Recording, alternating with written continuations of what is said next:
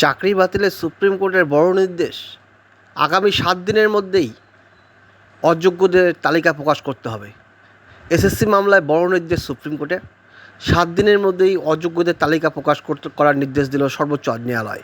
পাশাপাশি একজনও দাগি প্রার্থী তালিকায় ঢুকলে এসএসসিকে ফল ভুগতে হবে। চরম হুঁশিয়ারি সুপ্রিম কোর্টের বিচারপতি সঞ্জয় কুমারের। তাহলে সুপ্রিম কোর্টের কাছেই প্রশ্ন, কাদের ভিত্তিতে দাগি ঘোষণা করলেন আপনি?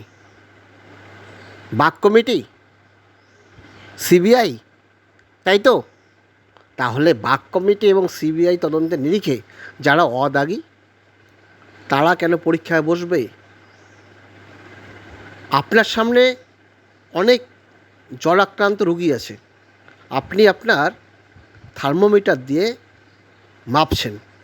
যাদের টেম্পারেচার বেশি তাদেরকে জলাক্রান্ত বলছেন, কিন্তু যাদের টেম্পারেচার কম, নর্মাল,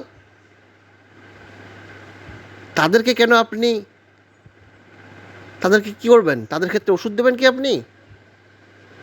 এর উত্তর কী রয়েছে সুপ্রিম কোর্টের কাছে?